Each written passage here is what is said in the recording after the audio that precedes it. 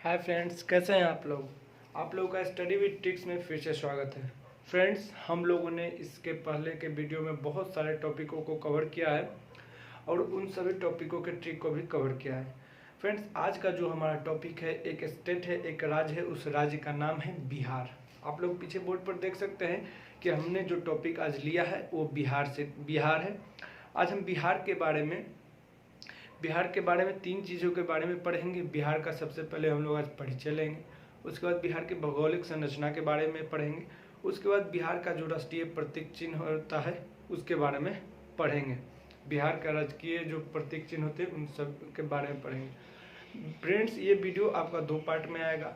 आज तो हम लोग 3 टॉपिकों को कवर करेंगे, उसके बाद अगले वीडियो में हम बिहार में जितने वन्यजीव अभयारण्य हैं उसके बारे में पढ़ेंगे। 2011 के जनगणना के अनुसार जो भी तथ्य है उन सभी के बारे में हम लोग अगले वीडियो में पढ़ेंगे कि कौन सा जिला सर्वाधिक जनसंख्या वाला है, कौन सा जिला सबसे गर्म है, कौन सा जिला सबसे ठंडा है, कौन सा जिला में सबसे ज़्यादा बारिश होता है, कौन से जिले में सबसे कम बारिश होता है। इन सभी के बारे में पढ़ेंगे क्योंकि यहाँ से आपके क्वेश्चन बहुत ज़्यादा बनते हैं बिहार से रिलेटेड। बिहार में जितने भी एग्जाम हैं, चाहे आपका बिहार एसआई हो, बिहार पुलिस हो, बिहार फायरमैन हो, चाहे वो बिहार का इंटर लेवल का जो एग्ज़ाम होता है वो हो, चाहे वो आपका बीपीएससी एग्ज़ाम हो, यहाँ से आपके 4 से 5 क्वेश्चन हमेशा बनते हैं। तो चलिए फ्रेंड्स, वीडियो को शुरू करते हैं। वीडियो को शुरू करने से पहले अगर आप चैनल पर नए हैं तो चैनल को लाइक कीजिएगा, चैनल को सब्सक्राइब कीजिएगा। अगर ये वीडियो आपको अच्छा लगेगा तो कमेंट कीजिएगा, शेयर कीजिएगा। तो चलिए फ्रेंड्स, सबसे पहले जो हमारा टॉपिक है बिहार, तो बिहार के बारे में जानते हैं।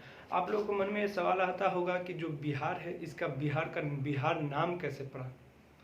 तो चलिए आज मैं आप लोगों को क्लियर कर देता हूँ। प्राचीन समय में जब सम्राट अशोक के टाइम में, उस समय जो था बौद्ध धर्म जो था बहुत ही चरम पर था। उससे क्योंकि सम्राट अशोक ने अपनी जो पुत्री थी और पुत्र को महेंद्र और संघमित्रा को अब श्रीलंका में जो था उन्होंने भेजा था बौद्ध धर्म के प्रचार के लिए। तो बौद्ध धर्म बहुत ही चरमोत्कर्ष पर था। तो क्या हुआ कि वहाँ जो बौद्ध धर्म के जितने भी भिक्षु थे वो सभी लोग, तो वो लोग यहाँ पे बिहार पे आते थे। तो बिहार का मतलब क्या होता है कि बौद्धों का पूजा स्थल या बौद्धों का तीर्थ स्थल, तो उसको बिहार के नाम से हम लोग जानते थे। तो मेगास्थनीज का जो इंडिका है उसमें बिहार का नाम विहार से ही मिलता है। तो उस टाइम क्या था, उसको विहार बोला जाता वाह। तो जो बाद के जो लेखक आए उन्होंने उसको प्रोनाउंसिएशन किया, प्रोनाउंसिएशन करते करते ये व से ब बन गया, यानी कि बिहार हो गया। तो सबसे पहले हम लोग इसको जानते थे कि ये बौद्धों का तीर्थ स्थल है या बौद्धों का पूजा पाठ का स्थल है। तो बिहार का आप लोगों को पता चलेगा कि बिहार का बिहार नाम क्यों पड़ा, तो वही बिहार से ये बिहार हो गया। तो चलिए शुरू करते हैं। उसका बिहार से रिलेटेड आपको 2 चीज़ें बहुत ज़्यादा याद करने की ज़रूरत है। पहला, बिहार की राजधानी कहाँ है।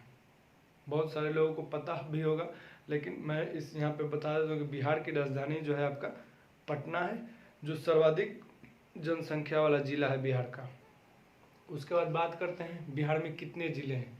तो बिहार में उत्तर प्रदेश और महाराष्ट्र के बाद बिहार में सबसे ज़्यादा जिला है। महाराष्ट्र और तमिलनाडु के बाद जो है बिहार में सबसे ज़्यादा जिला है, 38 ज़िले हैं।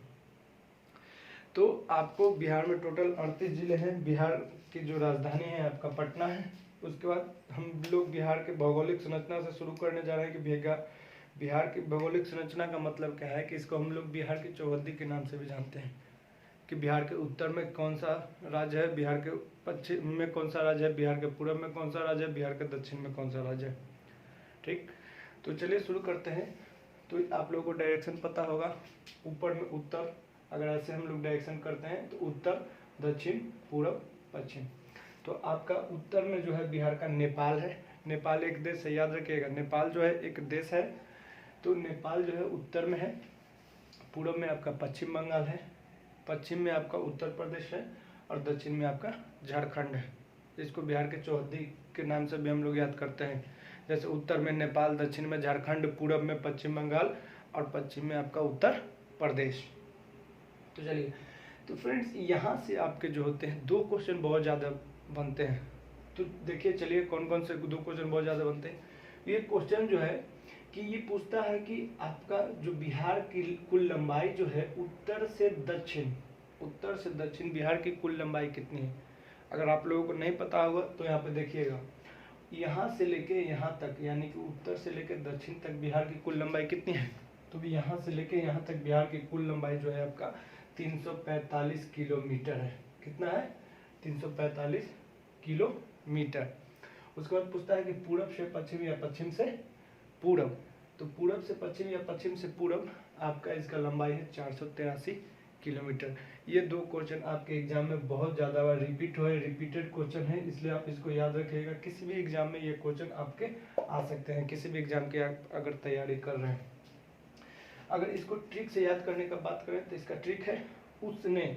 तो ऊ से आपका हो गया उत्तर में नेपाल, पाउडर। तो पस हो गया पश्चिम में आपका उत्तर प्रदेश, पूरा पानी, पूरब में पूरब हो गया, पूरब हो गया, और पानी से पश्चिम बंगाल, और झाड़ दिया यानी कि दक्षिण में आपका झारखंड हो गया। तो उसने पाउडर पूरा पानी में झाड़ दिया। अगर आप ऐसे करके याद करते हैं तो आपको ये बिहार का चौथी आसानी से याद हो जाएगा। उसके बाद हम लोग आते हैं, बिहार की राजधानी जो है आपका पटना है। बिहार में जिलों की संख्या आपके 38 है। उसके बाद बिहार में प्रमंडल, बहुत सारे लोगों को बिहार में प्रमंडल नहीं पता होगा कि कितने प्रमंडल है। तो आप लोग याद रखिएगा कि बिहार में 9 प्रमंडल हैं। प्रमंडल और अनुमंडल सेम टोन के जो है, सेम टोनिक है कि प्रमंडल अनुमंडल में लोग बहुत ज़्यादा कंफ्यूज होता है। तो प्रमंडल आपके 9 हैं, अनुमंडल आपके 101 है यानी कि 101 है। उसके बाद आते हैं हम आप लोग बिहार के क्षेत्रफल पर। तो बिहार का जो क्षेत्रफल है 94,163 वर्ग किलोमीटर। बिहार का टोटल कुल क्षेत्रफल कितना है? 94,163 वर्ग किलोमीटर। बिहार की जनसंख्या की बात करें तो बिहार की जनसंख्या आपका है 10,40,00,000। तो अगर बिहार की जनसंख्या की बात करें तो 10,40,00,000। ये सारे जो आपके डाटा है 2011 के जनगणना के अनुसार ही हैं। आप लोग इसको याद रखिएगा क्योंकि एग्जाम में आपको पूछता है कि 2011 की जनसंख्या के अनुसार बिहार का कुल जो है क्षेत्रफल कितना था, बिहार का कुल जनसंख्या कितना था, ऐसे करके आपको क्वेश्चन पूछेगा। उसके बाद है बिहार में पुरुष जनसंख्या जो है 5,42,00,000 है। महिला जनसंख्या की बात करें तो 4,98,00,000। उसके बाद है कुल साक्षरता की बात करें, कुल साक्षरता के मतलब की बात करें तो कुल साक्षरता का मतलब होता है कितने पढ़े लिखे व्यक्ति जो है बिहार में वास करते हैं। तो व्यक्ति में आपका लेडीज भी आता है, जेंट्स भी आता है। तो कुल साक्षरता की बात करें तो 61.8%, जो कि बहुत कम है। सबसे ज़्यादा आपका केरल का है साक्षरता पूरे देश में। उसके बाद महिला साक्षरता की बात करें तो महिला साक्षरता भी बिहार में बहुत ज़्यादा कम है। महिला साक्षरता जो है 51.5। महिला साक्षरता में भी आपका पूरे देश में केरल ही नंबर 1 है।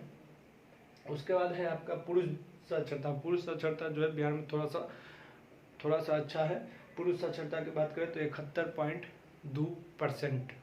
उसके बाद है प्रखंड। प्रखंडों की संख्या बिहार में, प्रखंड यानी कि कितने ब्लॉक्स हैं, तो ब्लॉक की बात करें, प्रखंड की बात करें तो 534। उसके बाद महानगर। आपके एग्जाम में बहुत ज़्यादा क्वेश्चन पूछता है कि बिहार में कितने महानगर हैं। तो ये बात याद रखिए कि बिहार में सिर्फ एक ही महानगर है, वो है आपका पटना महानगर। उसके बाद हम लोग आते हैं इधर के टॉपिक में। तो इधर के टॉपिक में स्थापना, यहाँ पे आप लोगों का स्थापना दिया हुआ है। तो स्थापना का मतलब होता है कि पहले बिहार का स्थापना हुआ। तो बिहार का स्थापना आपका हुआ था 1 अप्रैल 1912। 1 अप्रैल 1912। उसके नीचे आप लोग स्थापना दिवस भी देख रहे होंगे। बिहार का स्थापना दिवस कब मनाया जाता है? तो हाल ही में हम लोगों ने बिहार का स्थापना दिवस मनाया है 22 मार्च को बिहार का स्थापना दिवस मनाया है हम लोग ने, जिस दिन बिहार दिवस भी हम लोग कहते हैं। तो 22 मार्च को हमने बिहार का स्थापना दिवस मनाया है। और बिहार का स्थापना की बात करें तो 1 अप्रैल 1912 को बिहार का स्थापना हुआ था। तो चलिए आगे बढ़ते हैं। उसके बाद उच्च न्यायालय की बात करें तो बिहार का उच्च न्यायालय जो है पटना में, पटना हाईकोर्ट, इसकी स्थापना आपका 1916 में हुआ है। बहुत बार क्वेश्चन पूछा जाता है कि पटना हाईकोर्ट की स्थापना कब हुआ, तो पटना हाईकोर्ट की स्थापना आपका 1916 में हुआ है। ये बात याद रखिएगा, 1916 में हुआ है पटना हाईकोर्ट का आपका स्थापना। उसके बाद राजभाषा की बात करते हैं तो राजभाषा जो है, राजभाषा जो लैंग्वेज है बिहार का वो हिंदी है। प्रथम जो लैंग्वेज है जो जिसमें हम लोग बातचीत करते हैं, जिसमें हमारा सारा काम होता है, तो वो हिंदी है। द्वितीय राजभाषा आपका उर्दू है। उसके बाद बात करते हैं राजकीय पशु। यहाँ से आप लोग देखिएगा क्योंकि यहाँ से जितने भी रिलेटेड पॉइंट हैं इनमें से 90% लोग ऐसे होंगे जिनको बिहार का ये सब चीज़ों के बारे में मालूम नहीं होगा। तो राजकीय पशु की बात करें तो बिहार का राजकीय पशु जो है आपका बैल होगा, जिसको ऑक्स के नाम से जानते हैं। उसके बाद पक्षी की बात करें तो गौरैया या फाख्ता, गौरैया या फाख्ता जो है बिहार का राजकीय पक्षी है। राजकीय फूल की बात करें तो गेंदा का फूल होता है, यानी कि मैरीगोल्ड। उसके बाद बात करें तो राष्ट्रीय वृक्ष, तो बिहार का राष्ट्रीय वृक्ष जो है आपका पीपल है। उसके बाद राष्ट्रीय मछली की बात करें तो मांगुर, मांगुर आप लोगों ने देखा होगा जो बड़े बड़े जिसके मोछ होते हैं, वो जिनका बड़ा मुंह होता है। अगर आप लोग कभी बोध गया गए होंगे तो वहाँ पे आप लोगों को मिला होगा, जो मछली को जो हम लोग चारा डालते हैं तो वही मछली को हम मांगुर बोलते हैं। तो बिहार का जो राष्ट्रीय मछली है आपका मांगुर है। उसके बाद सर्वोच्च शिखर, इधर से देख लीजिए। सर्वोच्च शिखर की बात करें तो ये क्वेश्चन में बहुत सारे लोग फंसते हैं, क्योंकि ये क्वेश्चन 99% लोगों को नहीं पता है कि बिहार का सर्वोच्च शिखर क्या है। भारत का सर्वोच्च शिखर पूछे उसमें भी बहुत सारे लोग फंसते हैं, क्योंकि भारत का सर्वोच्च शिखर अगर पूछता है तो लोग माउंट एवरेस्ट मार देते हैं। माउंट एवरेस्ट भारत का सर्वोच्च शिखर नहीं है। भारत का सर्वोच्च शिखर है आपका गॉडविन ऑस्टिन, गॉडविन ऑस्टिन जो कि कंचनजंगा पे है। और माउंट एवरेस्ट जो है आपका नेपाल का है। माउंट एवरेस्ट क्या है? नेपाल का सर्वोच्च शिखर है, भारत का सर्वोच्च शिखर नहीं है। तो यहाँ पे जो बात है कि जो बिहार का सर्वोच्च शिखर कौन सा है, तो बिहार का जो सर्वोच्च शिखर है सोमेश्वर की पहाड़ी है। सोमेश्वर यानी कि उसकी लंबाई कितनी है? 874 मीटर। आप लोग इसको याद रखिएगा कि बिहार का सर्वोच्च शिखर अगर पूछता है तो हम लोग सोमेश्वर मारेंगे, वहाँ पे सोमेश्वर होगा या सोमेश्वर की पहाड़ी होगा। उसके बाद बिहार का शोक, बहुत सारे लोग जो होते हैं इस क्वेश्चन में भी फंसते हैं, क्योंकि बहुत ही इजी लेवल का क्वेश्चन है, लेकिन बहुत सारे लोग कंफ्यूज हो जाते हैं। अगर बिहार के जगह बंगाल दे देगा तो भी आदमी कोसी मार देता है, अगर बंगाल के जगह बिहार दे देगा तो भी कोसी मार देगा। तो आप लोग याद रखिएगा कि बिहार का जो शोक है, बिहार का जो शोक है उसको कोसी नदी को कहते हैं, और बंगाल का शोक आपको दामोदर नदी को कहते हैं। दामोदर नदी को कहते हैं आपको, दामोदर नदी को आपको बंगाल का शोक कहते हैं। किसको कहते हैं? बंगाल का शोक आपका दामोदर नदी को कहते हैं, बिहार का शोक कोसी नदी को कहते हैं। और राजकीय चिन्ह, जो राजकीय चिन्ह होता है और सिंबल जो होता है वो आपका बोधि वृक्ष है। बोधि वृक्ष वही जहाँ पे भगवान बुद्ध को ज्ञान की प्राप्ति हुई थी, तो वही राजकीय वृक्ष का जो है आपका बोधि वृक्ष है। ये आपका ये जो टॉपिक है यहाँ पे क्लियर हो गया। ये इसको आप लोग आसानी से याद कीजिएगा, याद करने के बाद इसको रिवाइज कीजिएगा। अगर आप लोगों ने ये टॉपिक देख लिया है तो बिहार से रिलेटेड 2-4 क्वेश्चन यहाँ से आप लोग आसानी से कर पाएंगे। नेक्स्ट वीडियो जो आएगा इससे रिलेटेड, जो बिहार से रिलेटेड जो नेक्स्ट वीडियो आएगा उस वीडियो में मैं सारी चीज़ों को कवर कर दूंगा। और ये दोनों वीडियो देखने के बाद आप लोगों का कोई भी बिहार से रिलेटेड क्वेश्चन नहीं छूटने वाला है, क्योंकि आप लोग बने रहिएगा स्टडी विद ट्रिक्स में। यहाँ पे सारे के सारे आपके जितने भी एग्जाम रिलेटेड जो भी टॉपिक होंगे उसको मैं ज़रूर यहाँ पे कवर करूँगा, उसको ट्रिक से बताने का प्रयास करूँगा। तो आप लोग जो भी मेरा वीडियो है उसको वॉच कीजिएगा, लास्ट तक वॉच कीजिएगा। अगर वीडियो अच्छा लगेगा तो उसको सब्सक्राइब भी कीजिएगा। And thanks for the watching guys, love you.